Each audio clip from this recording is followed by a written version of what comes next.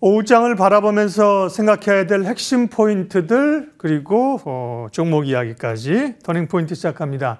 KM투자파트너스 김성훈 대표 오셨고요. 바로 온 파트너스 이재준 이사 함께합니다. 어서 오십시오. 안녕하세요. 네, 두 분과 함께 살펴볼 터닝포인트 첫 번째 내용부터 보여주십시오. 첫 번째는요.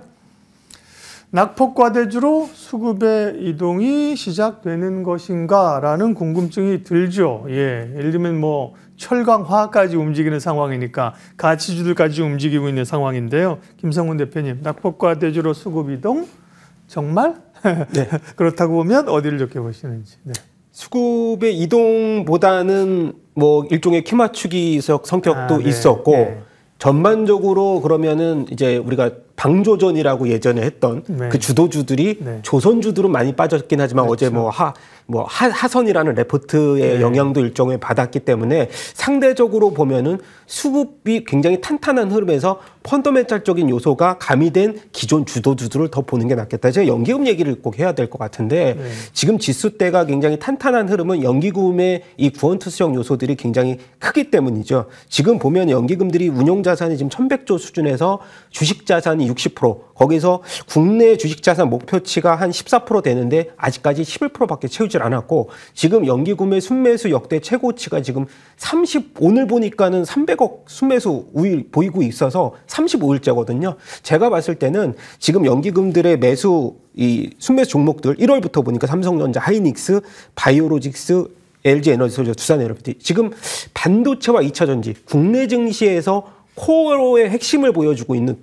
일단 반도체와 2차 전지를 지속적으로 매수해 줄 수 있는 가능성. 순매도 상위에는 현대차, 현대미포나 이제 하나엔진, 조선주들이 포함되어 있지만은 기존 주도주들이 계속해서 연기금의 순매수에서 일단 핵심의 불을 뿜을 가능성들이 전 높기 때문에 지금 삼성전자 관련해서 오늘은 외국인들의 매도가 일부 있었지만은 저는 이 반도체적인 흐름으로 봤을 때 삼성전자는 수급적인 논리로서 시장을 끌어줄 수 있는 가능성들과 HBM의 호가 이런 것들이 다 종합적으로 봤을 때는 반도체 2차 전지는 그동안의 하락 이제 공매도 잔고 청산 이슈가 어느 정도 해소가 되면서 3월 달에 공매도 재개가 돼도 오히려 반사이익 가능성들도 높기 때문에 저는 시장은 계속 연기금들의 매수 종목들을 중심으로서 반등의 가능성들을 열어놓고 봐야 된다. 그렇게 말씀드리고 싶습니다. 그러니까 지금 강하게 올라오는 단순한 어떤 가격 차원에서의 반등 차원의 종목들은 제한적인 반등으로만 보신다는 거고, 그렇죠? 그렇죠. 네. 이제 철강 같은 경우는 이번에 그러니까. 반덤핑 이슈, 네. 이런 이슈가 숫자를 끌어올릴 수 있느냐, 그게 그렇죠. 이제 핵심이기 때문에 그것은 저희가 트래킹을 계속 해봐야겠죠. 그런 것보다는 시장의 메이저들이 가고 있는 그 섹터들, 그렇죠. 조선 방산 얘기는 좀 할 거고요. 그 이외에는 어떤 굵직하게 갈 수 있는 게 반도체나, 일단 바닥에서는 2차 전지, 2차 전지 이렇게 보셨습니다. 네, 이재준 대표님은 어떻게 보세요? 사실은 가치주로의 좀 순환 이런 얘기도 나오는 상황이고요. 강했던 종목들은 사실 밸류는 되게 높지 않아요. 지금 이 낙폭과대주로에서의 순환 혹은 확산을 어떻게 이해하고 계세요? 네, 저는 일단 이게 히스토리를 좀 생각을 해봤는데 네. 일단 12월 달, 1월 달에는 이제 트럼프 정책에 대한 기대감으로 트럼프 트레이딩 관련된 네. 이 섹터들이 좀 움직였다고 저는 생각을 합니다. 결국은 이 AI 쪽 관련된 부분들이 이 장기 이제 투자 캐펙스에 대한 부분들 때문에 조금 그 섹터들이 좀 주도하는 부분들이 있었고요. 그러면서 이 시가총액 마켓 캡 자체가 좀 올라가고 있는 부분들이 있다가 설 이후에부터 이제 좀 섹터의 변화가 생겼다고 저는 보여지거든요.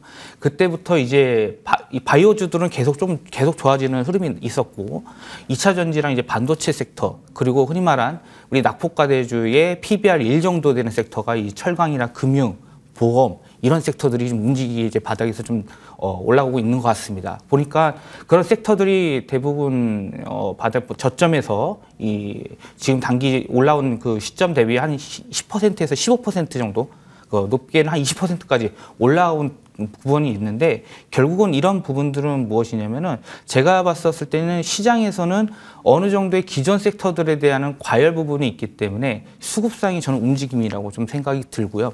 결국은 그러면 지금 들어간 섹터들은 뭐냐?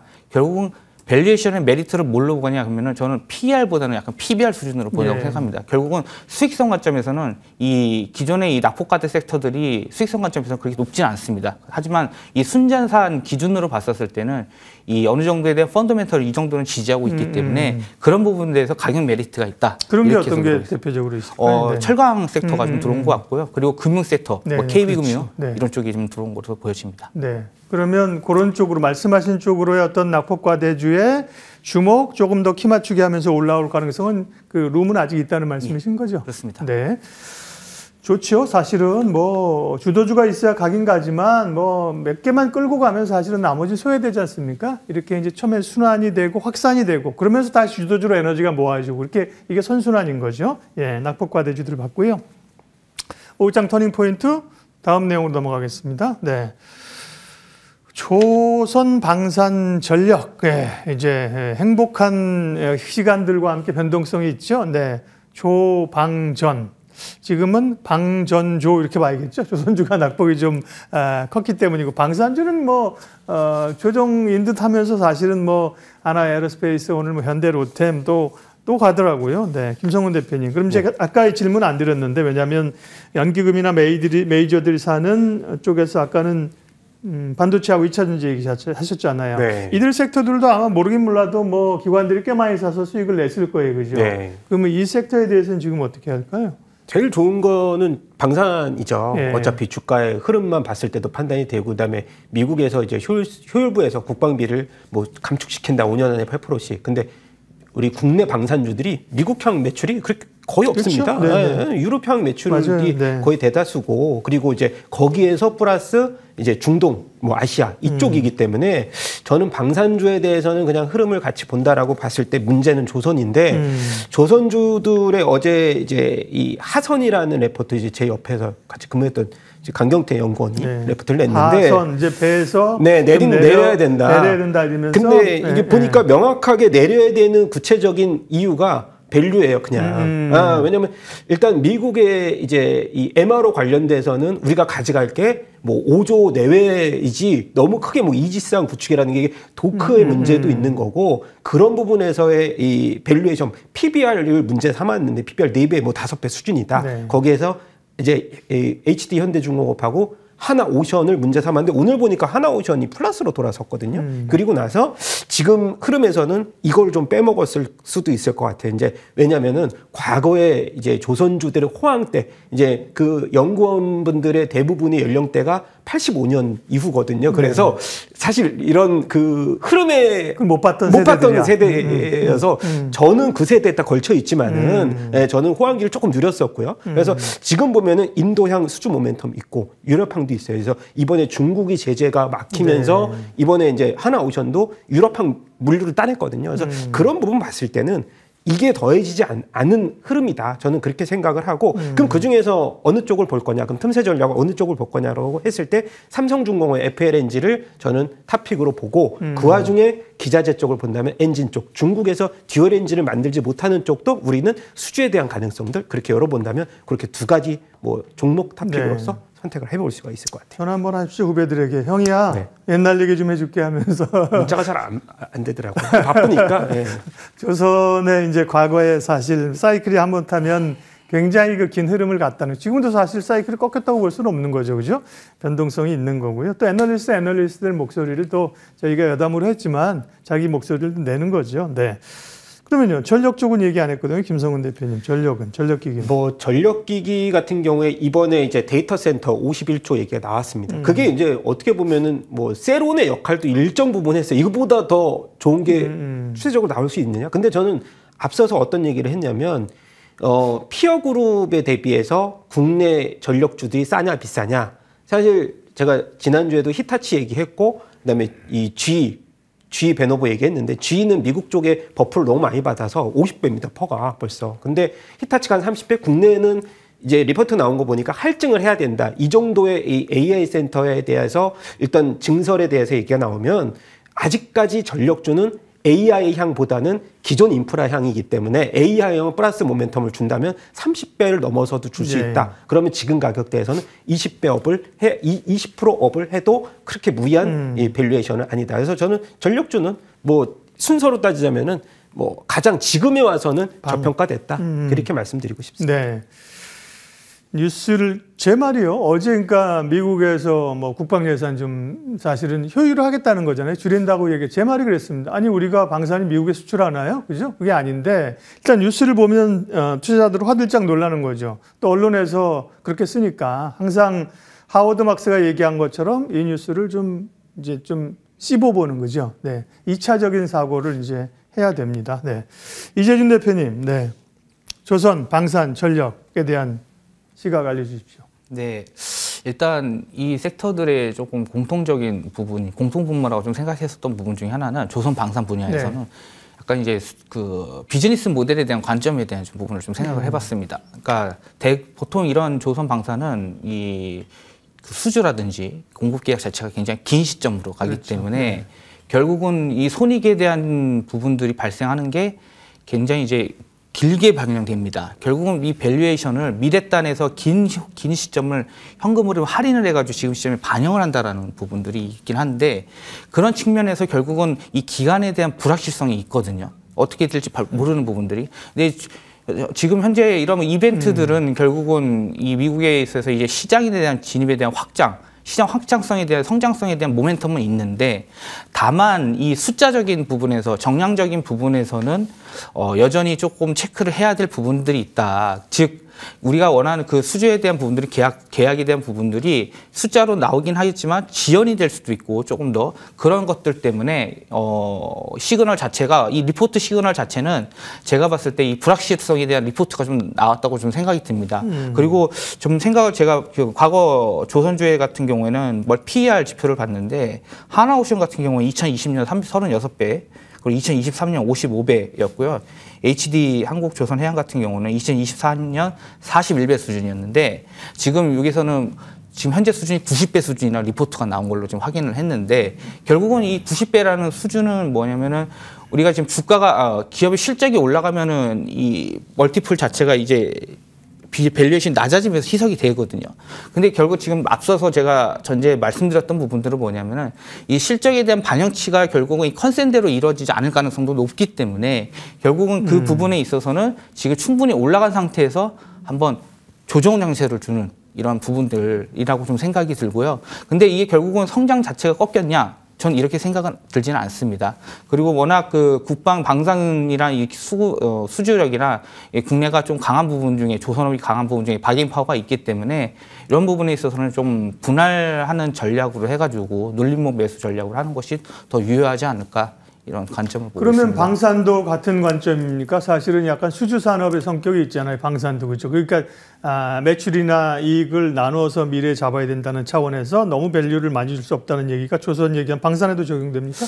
그렇죠. 근데 방산은 지금 좀 다른 관점이 뭐냐면 약간 조선은 약간 미국 시장에 대한 관점만 좀 포커싱이 되어 있거든요. 근데 방산은 미국 시장뿐만 아니라 유럽 시장에 대한 부분도 네. 그러니까 결국은 시장에 중동, 대한 뭐 아시아까지 예, 그러니까 확장성 자체가 시장 규모를 더 키울 수 있다는 부분에서는 방산이 좀 더 좋을 수도 있겠죠. 예. 네. 예.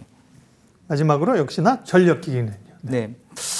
전력기기에 대한 이 패러다임 자체는 아무래도 이 AI라는 이 키워드 자체가 결국은 메가 트렌드가 된 걸로 보여지는데, 예.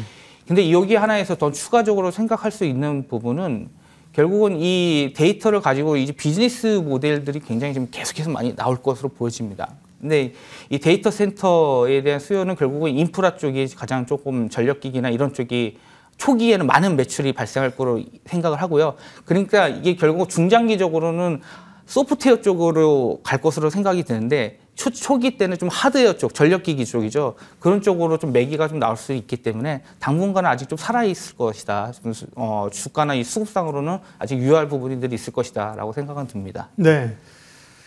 조선 방산 전력 시장을 지금까지 사실 올 초에 끌고 왔던 핵심 섹터들에 대한 이야기를 했습니다. 각각의 비슷한 점이 있고 또 좀 다른 점이 있습니다. 오후장 터닝포인트 다음 내용 확인하겠습니다. 다음은요. 네. 한알령 해제 기대감을 어떻게 볼 것이냐. 하루 만에 끝났다는 얘기는 뭐 어불성설이고요. 그죠? 뭐 어제 올랐다고 해서 이게 뭐 주가 계속 오르는 건 아니고 긴 흐름으로 봤을 때 이재준 대표님 사실 엔터주 같은 경우는 그 전에 이미 사실 좀 올라온 상황입니다. 그죠? 올라온 상황이고, 뭐, 한알령이 어제 뭐 면세라든지 뭐 화장품, 뭐 여행 이런 것들은 이제 좀 뒤늦게 움직였는데, 이들 주식들이 한알령의 기대감을 얼마나 반영할 수 있을 것이냐? 이것도 이제 뉴스보다는 기본적으로 펀더멘탈이나 업황이 좋아지는 쪽을 봐야 되는 거잖아요. 어딜 좋게 보세요? 네. 네, 저는 일단은 콘텐츠 쪽 네. 좋게 보고 있고요. 앞서 말씀 주셨던 것처럼 저는 기대감보다는 기대감에 넘어서 실적 개선, 이게 더 실적 개선까지 좀 이어질 수 있는 부분이라고 네. 생각을 합니다. 그러니까 그만큼 이 과거에 이제 시장에서 이 주식 그 주가 자체가 그 섹터 자체가 굉장히 조금 센티 자체가 많이 눌려 있는 상태였는데 이번에는 이 한알령에 대한 부분들이 바닥에서 조금 이런 나왔던 부분들이 있기 때문에 오히려 투자자 관점에서는 현재 시점에서의 투자 관점에서는 충분히 매력적인 구간이라고 생각이 들고요. 일단은 엔터가 어저께 강하게 움직였던 부분들은 아무래도 가장 빠르게 한알령에 대한 수혜가 나올 것이다라는 부분들 때문에 주가가 좀 강하게 좀 움직였다 이렇게 좀 생각이 듭니다. 그리고 이제 제가 말씀드린 이 콘텐츠 중 관련돼서 부분은 이 중국 시장에서는 아무래도 규제적인 측면에서는 이제 방송 심의라는 부분들이 있습니다. 콘텐츠가 이제 배급이 되면. 근데 지금 한알령 관련해서 이후에 비공개 거래 같은 것들이 이제 심의 통과된 그런 히스토리가 지금 나오고 있기 때문에 그리고 현재 작품 같은 경우들도 마무리된 작품들도 있고 해서 한알령이 해제가 되면은 좀 즉각적으로 조금 매출이 발생할 것으로 좀 기대를 한다. 그런 측면에서 이 K 콘텐츠에 대한 시각을 좀 좋게 보는 부분이 있고요. 게임 섹터인 경우에도 일단은 크래프톤이나 시프톱 같은 경우는 주가가 좀 많이 올라가는 상황이라고 저는 생각이 드는데 그 중국 게임 쪽 관련해서 판호 이제 흔히 말하는 라이센스를 받아야지 이 취득이 필요한 부분들이 있는데 게임사가 판호를 받을 수 있는 환경이 조성된 것은 또 이번 기회에 좋은 부분이긴 합니다. 그런데 여기에서 중요한 부분들은 우리가 이제 경쟁이라는 체계 관점을 봤을 때 중국의 게임 개발에 대한 그 능력이 좀 올라간 상태입니다. 그러다 보니까 국내가 이제 기존에 있었을 때보다 이 중국 시장에서 진입을 해가지고 어느 정도의 마켓시어를 가지고 가는 데 있어서는 조금 이제 제약이 좀 걸리는 부분들이 있다. 그래서 현재로서는 게임은 좀 더 모니터링을 해야 되는 관점들이 네. 있다라고 생각은 듭니다. 예. 한알령과 관련된 섹터 가운데서는 이제 미디어 콘텐츠를 좋게 보시고 미디어 콘텐츠 게임 언급하셨고 그러면 뭐 화장품이나 면세, 여행, 뭐 엔터 이런 쪽보다는요. 그럼 미디어 콘텐츠라고 하면 주로 뭐 어떤 겁니까? 뭐 엔터주는 우리가 알고 있는데 엔터가 아니라 미디어 콘텐츠라고 하면 뭐 스튜디오 드래곤, 뭐 CJNM 뭐 이런 쪽이에요? 네. 네, 그렇죠. 이 콘텐츠 쪽 사업을 하는 구조 자체가 예. 제작 아니면 배급 쪽이잖아요. 예. 그러니까 제작은 이제 흔히 말하는 콘텐츠를 제작하는 회사들이고 배급은 흔히 말하는 우리가 게임에서 말하면 어떤 퍼블리싱 개념, 네네. 유통 개념이죠. 그러니까 그런 부분들이 있었을 때는 국내 제작사들이 한류 콘텐츠에 대한 제작 능력을 입증받았기 때문에 그렇죠. 그런 콘텐츠 제작사들 위주로 좀 살펴보면 더 좋을 것 같다. 스튜디오 드래곤도 대표적인 하나가 될 수 있고요. 예, 보시면. 네. 한알령과 관련된 쪽의 이야기들, 뭐 기회는 또 종목별로 있을 겁니다. 예를 들면 뭐 화장품도 그렇고 그렇죠. 네, 그러나 이제 이재준 대표님이 조금 더 좋게 보시는 얘기를 집중적으로 들어봤고요. 다음 오후장 터닝 포인트 내용 확인하겠습니다. 네, 중국의 후판이 한국으로 들어오는 거에 대해서 우리 정부가 이제 반덤핑 관세를 부과한다고 하면서 어려웠던 철강 업체들이 이제 숨통을 트이면서 올라가는 흐름들이고요. 네, 오늘도 뭐 동국제강 10%고요. 포스코홀딩스 5%, 현대제철 3%, 철강주 강합니다. 김성훈 대표님. 네. 네. 그것도 이제 아까 이제 낙폭과대주의 어떤 성격으로 얘기를 좀 했었는데 좀 철강주로 좁보면 철강은 어떨까요? 철강은 일단 뭐 중국 부동산 경기가 살아나는 게 핵심 포인트인데 지금 보면은 산자부가 이제 기재부에 예비 요청을 한 거고 한 달 이내에 그것이 이제 확정이 되는지 그걸 여부를 네. 봐야 봐야 되는데 지금에서 그래서 한알령 관련주들이 이거 중국 반덤핑 관세에서 38%? 그럼 심기를 건드리는 게 아닐까? 저는 그렇게 생각을 했더니 또 한알령 관련주로 빠졌는데 그것 때문은 아니겠지만 예. 그래도 관계 개선에 있어서 이렇게 바로 그렇죠. 얘기를 나오는 것 자체가 저는 사실 이렇게 반가운 측면은 아니지만 그래도 보면은 중국 이 조선사들의 후판 매출, 이 후판 반덤핑인데 매출량을 봤더니 포스코나 이렇게 한 15% 정도밖에 안 됩니다. 그래서 영향폭은 만약에 이게 확정이 돼도 이제 이 철강주들의 그 훈풍은 제한적이다. 그렇게 보는 것이 맞는다. 그런 생각이고요. 그리고 나서 또 하나 볼 것이 쿼터제인데 쿼터제 같은 경우도 일정 물량을 이제 우리가 그 무관세로 이렇게 좀 그 수출을 하는 거지만은 이것이 이제 관세, 이게 그것이 풀리고 양이 풀렸을 때 대신에 이제 관세를 때려 맞는데 그러면 우리가 캐파로서 그것을 이겨낼 수가 있을 것 같은데 저는 그런 면에 있어서는 아까 말씀드렸듯이 중국의 이제 3월 뭐 전인대라든가 그래서 부동산 경기가 살아날 수 있는 특정의 대책이 나와야 철강주들에 대한 이 흐름에서 전반적인 강세가 나타날 수 있다. 그래서 상대적으로 보면 뭐 정유화학주, 철강주 다 저는 일단 단기적인 반등으로 끝날 수밖에 없다. 그렇게 말씀을 드려야 될 것 같습니다. 워렌 버핏이 한 말 중에 이런 게 있어요. 태풍이 불면 칠면조도 바람에 날아간다. 무거운 주식도 자기 막 좋으면 그죠? 에너지가 막 들어오면 간다는 거예요. 근데 지금은 사실 좀 제한된 에너지잖아요. 그죠? 여기서 주가가 이제 막 올라가면 새로운 자금이 들어오겠죠. 지금은 제한된 에너지에서는 철강 쪽은 이렇게 가볍게 태풍에 날아가긴 좀 어렵다. 예, 이 말씀을 하셨고요. 네. 우리 포인트들 다 살펴봤고요. 마지막으로 종목 보겠습니다. 공략해 볼 만한 종목 오늘 오후를 포함해서 다음 주 금요일이니까 다음 주를 이제 봐야 되는 거죠.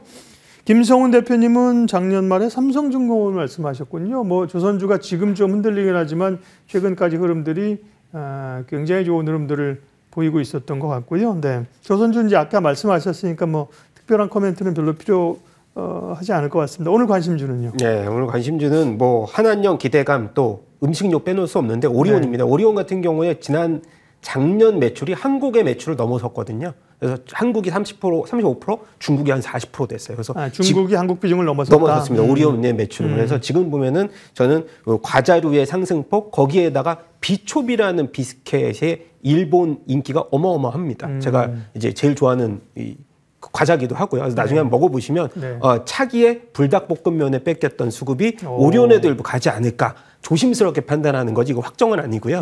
비초비. 한국에도 팔아요? 비스켓, 초콜릿 비스켓. 예? 한국에도 팔아요? 팔아요. 근데 편의점은 한 3,000원, 인터넷에서 네이버 쇼핑을 하면 1,500원 정도 살 수가 있는데 예, 그것 때문에 매출이 좀 올라가고 있는데 뭐 일본에서 굉장히 선풍한 인기를 얻고 있어요. 일본이 과자 덕후가 많거든요. 그래서 그런 부분 그리고 이 주주환원 책도 오리온 같은 경우는 한 2% 정도 주주환원 책 상대적으로 주주환원 정도 굉장히 좋게 보이고 있어서 한한령 수혜주를 오리온도 빼놓을 수 없어서 저는 들고 나왔고요. 목표가 15만 원, 손절가 9만 원 제시를 하도록 하겠습니다. 비초비, 그죠? 네, 오리온 비초비. 네.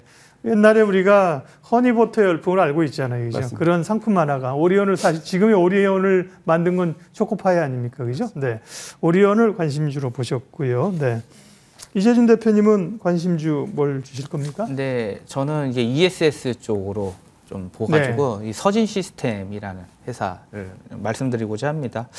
일단 2024년 실적이 이제 창립 이래 최고치를 좀 경신했고요. 매출액이 1조 2천억 이상, 영업이익이 1,200억 이상 하면서 실적 자체가 좀 최고치를 기록을 했습니다.